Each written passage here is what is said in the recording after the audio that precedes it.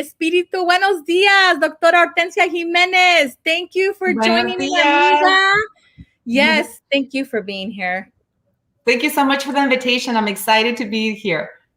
Yeah, let's open up by just you saying a little bit about yourself, and then we're going to dive in, girl, to honor your time. Yes. Thank you so much. We have 20 wonderful minutes. I'm Hortencia Jimenez, Professor Jimenez. I am a sociologist. I teach sociology at the community college. And another big passion of mine is food. I love eating and cooking. And my goal is to just transmit my passion for food and embrace your cultural foods. I love it.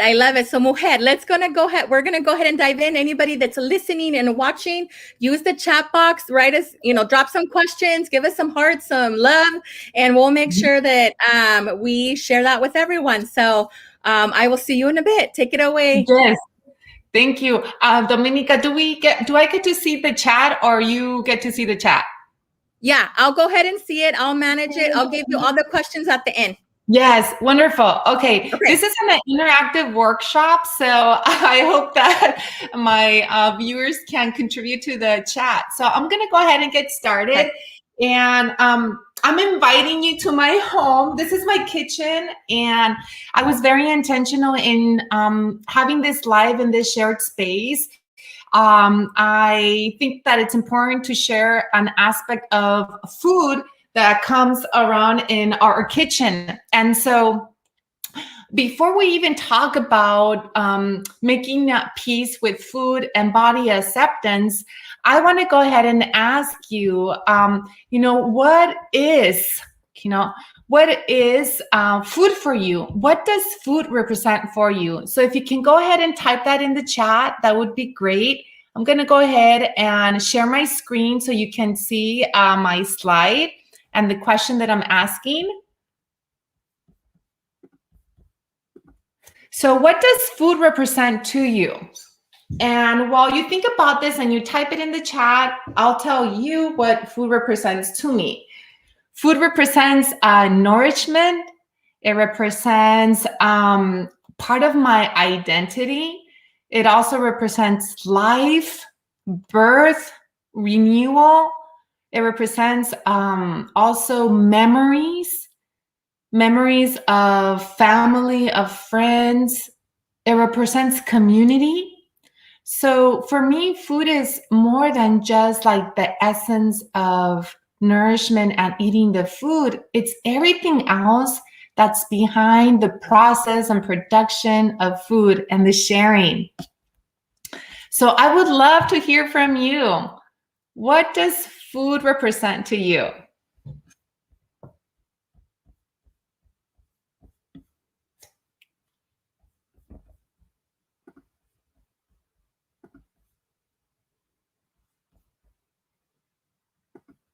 And the second question that I have is, what are your favorite foods? Do you have any favorite foods? And are these foods based on, your memories growing up? Is it based on, recipes that have been passed down from family? Is it based on experiences or traveled experiences that you've had? So I would love to hear what you have in the chat. And the two questions so far are, what does food represent to you? And what are your favorite foods?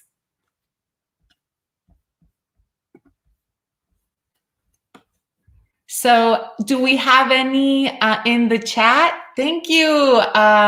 Source of energy. What else? We have sometimes that they're bad, memories con mi abuelita. We have, my favorite vacation spot in Hawaii, the Dole Whip. Yes, absolutely. Thank you so much for sharing. And this last question, I think the first two are very welcoming questions. But this last one, sometimes it's hard for people to be really honest with themselves because of the shame, right? And the question is, are there any foods that you stay away because you are afraid to eat them? Or because they might have a negative connotation, or you feel that you've been shamed because you ate those foods? So we please have tacos de share. tripas. Tacos. And then we have vida. Graciela servida. Yes. Any other foods that you like, but that I feel that you've been forced to stay away for whatever reasons? We're not discussing the reasons yet, but just in general. Pan, anyone can relate to like pan dulce, like eating like bread.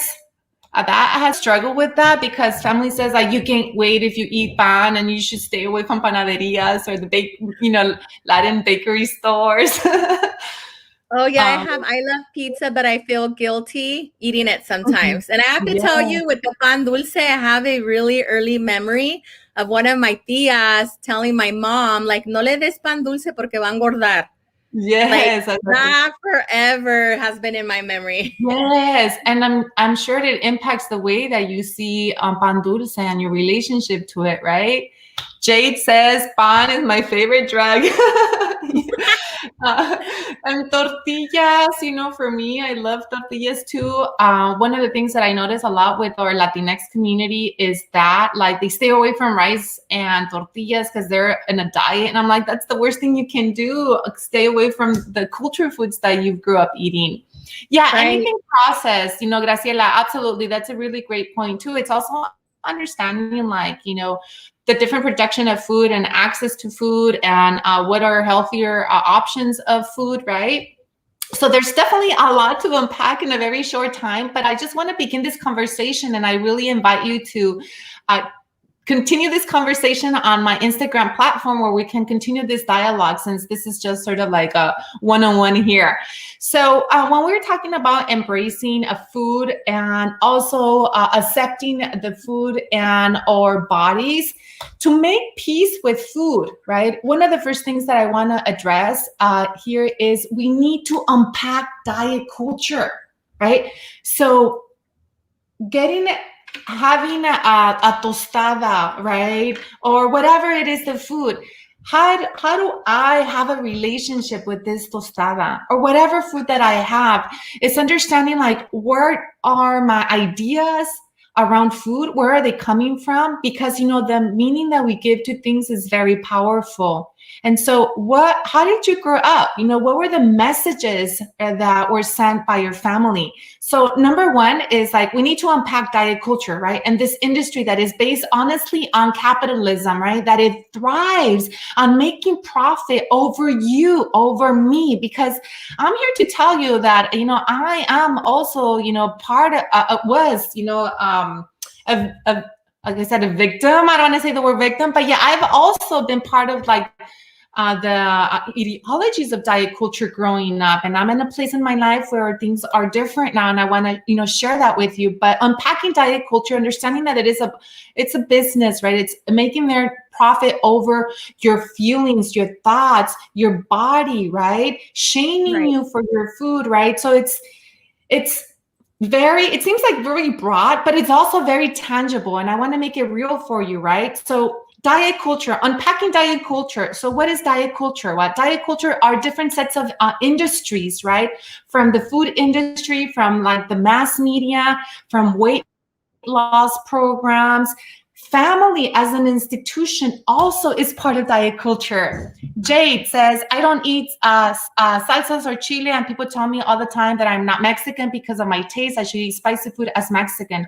Thank you so much, Jade, for sharing that and being honest and vulnerable. Absolutely. We have to be careful with notions of authenticity of like what is supposed to be Latina or Mexican. Like, one is like, if you don't speak Spanish, right? Or if you don't eat spicy food, or if you don't like frijoles or tortilla, like whose standards, right? Yeah, and I think go ahead.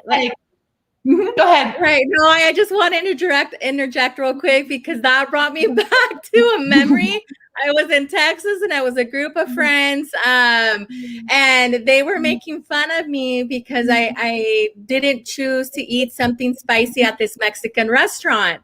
And I'm just like, do you know how bad right now? Like, that's how, you're telling me, Yes. Dominica, like, you're not Mexican because you're not eating anything spicy. And Yes. like, what for health reasons? I have acid reflux and I'm not going to eat anything spicy because I'm going to be dying by the end of the day. That is so true. Absolutely. So even, what Jay noted too, right? And I think it's part of diet culture. It's like groups of individuals, people, all these different sets of institutions. And like, we're all part of diet culture, and also shaming, right? Shaming you for not eating certain foods that, one, it might be for like medical reasons, or it's just not your taste bud, you don't like it, but it creates boundaries, right? Social boundaries of like acceptance of like you're in, you're not, in this sort of like a sense of identity, right? But let me tell you that like at the end of the day, no one gets to define your identity, right? And your authenticity of who you are, of your ethnic and racial background. It is you have that power. So don't give the power to anyone else. And you own it and you say, yeah, and I don't like it. Does that make me Mexican enough or Latina enough or whatever it is, right? But it takes time, and it's very empowering and liberating too.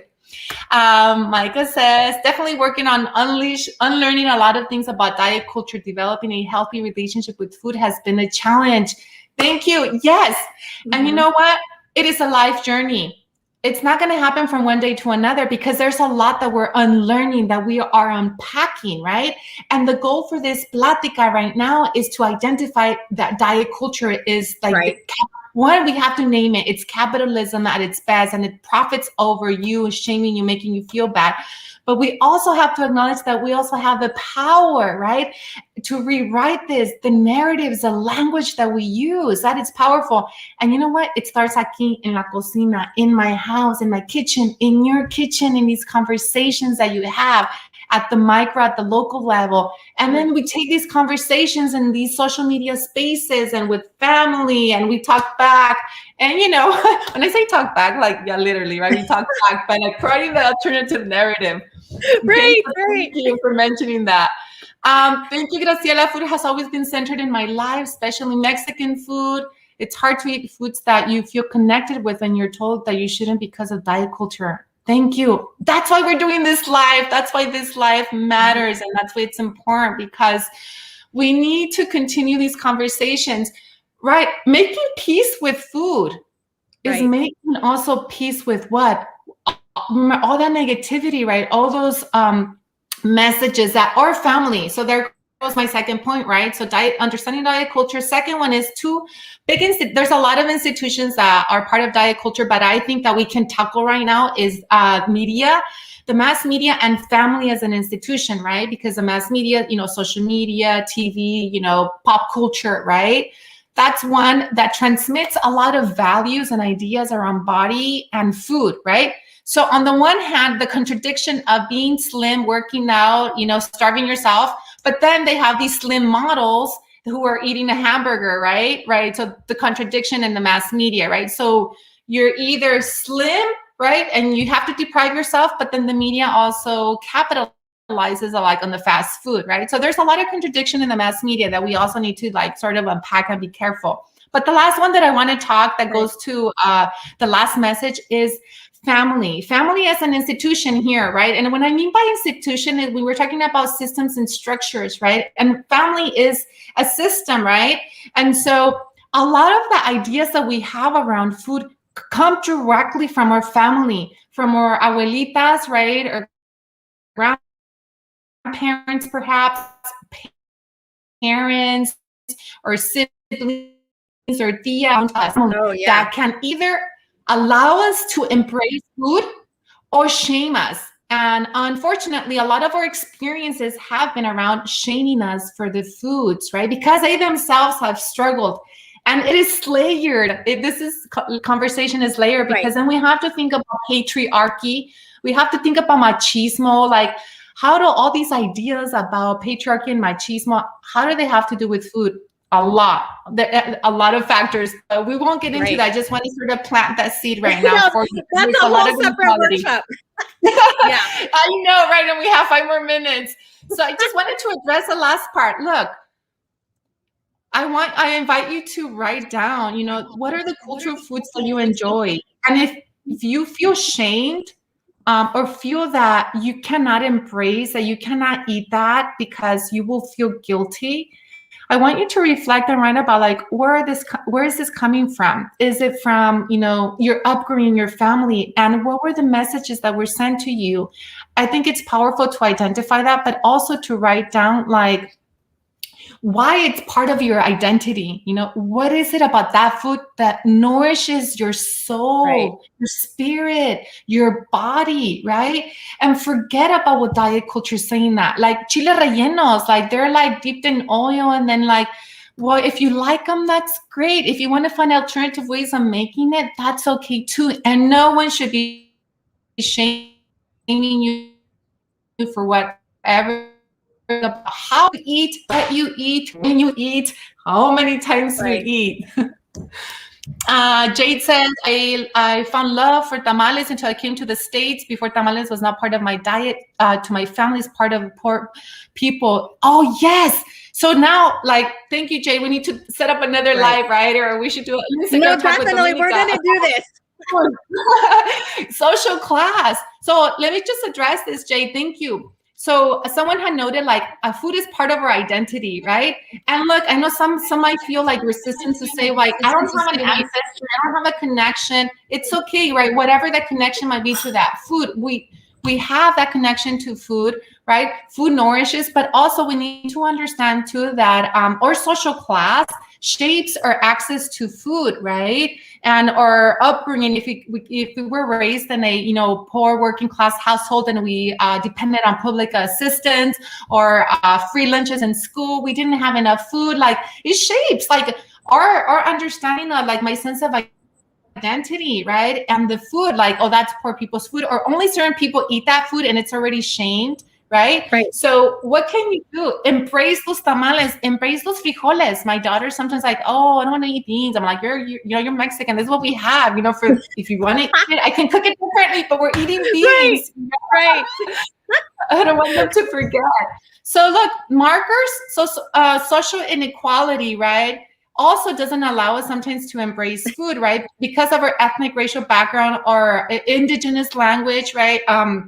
Also like our like anything that has to do with their like ancestry, right? At the same time, I mentioned social class. Age, I think, also has a factor too. There's certain foods that maybe are not allowed for kids for whatever reasons that family may say so. Religious, so there's a lot of actual other factors that also shape our understanding of access to food and our relationship to food. But what I want you to take away today is that we're beginning this conversation and that it's a life journey. Don't get discouraged. Look, you have the perfect body. You have the perfect body because you have a body. I am tired of diet culture telling us that we need to have the summer body, that we need to lose weight, that we need to do this to be happy. Like, you need to find happiness. Like, your happiness should not be around your body weight, what the scale says. It should be based on like the relationships that you have with family, with other people that are meaningful, things that you enjoy doing. So don't give power.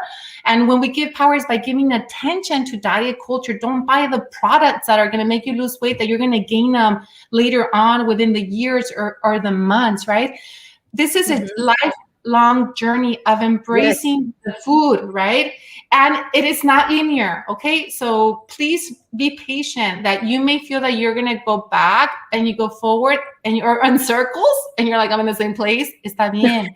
Be patient with yourself, be loving. I am here, I'm accessible. Send me a DM on my Instagram. We can set up something, you know, to chat, but it's a life journey, okay? And remember, diet culture is going to profit over you. And that's not what you want ultimately, is that you want to have a good relationship with food and ultimately your body. See how we didn't even talk about body, porque how can we talk about our bodies if we're not talking about food? So that was like sort of part of this live is we can't talk about our bodies if we don't talk about our relationship with food. Okay. So thank you so much, Dominica. I know there was something in the chat. I missed it. Yeah, no, it's okay. Jade was saying that I'm very grateful for my body is always working to keep me alive.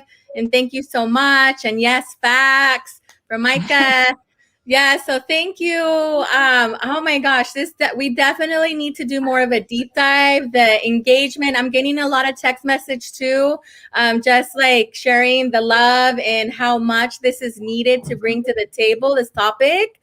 And we really need to unpack this. And Dr. Hortencia, like, thank you so much for the work that you're doing, just putting it out there. Your investment of time to share this, right? Because man, like every point that you were saying is so relevant. And I feel like we do these conversations, these pláticas, to get it out there and just talk about it, because often we don't. And man, I remember, like, for me, tortillas con mantequilla is the association of like being poor in my family. And me and my grandma always did that. Like she had, if there was no food, it was always tortillas con mantequilla.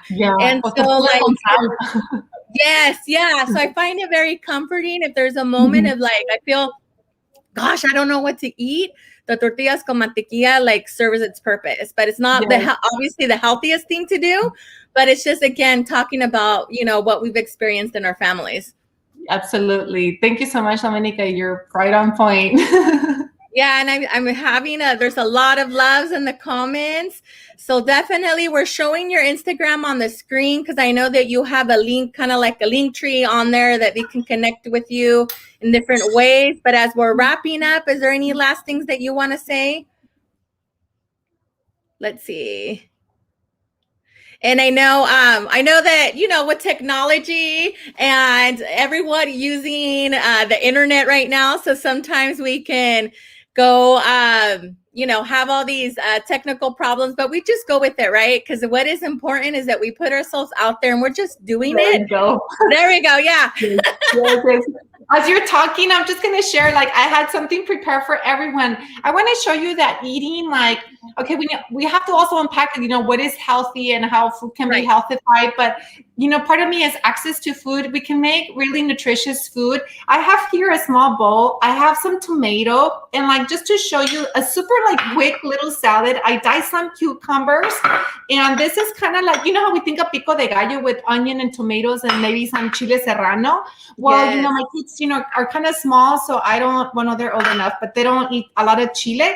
So what I have here is I just diced some tomatoes, some cucumbers, some onion, and then some cilantro. And all I do is just mix it.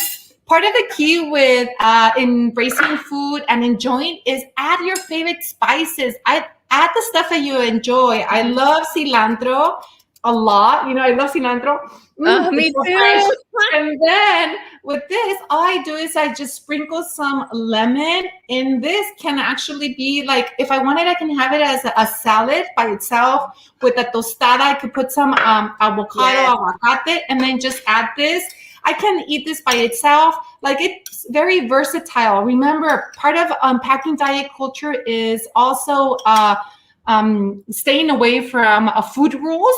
So there's no one way to cook and eat food, right? So there's different ways. So I'm just inviting you that this simple sort of like pico de gallo, yeah, se mira bien rico. Oh, that looks delicious. And right about lunchtime too. I know. Let me eat it now. Para que mire. That? But I love it, and it's so simple ingredients, and qué bonito. You know, todos los colores. I love it. That's right. That's right. Well, thank you so much, everyone, for joining in. I hope that you check us out on Instagram and follow this conversation there. Yeah, definitely. And stay tuned, because there will definitely be more. All right, everyone. Bye for now. Bye. Bye. Bye.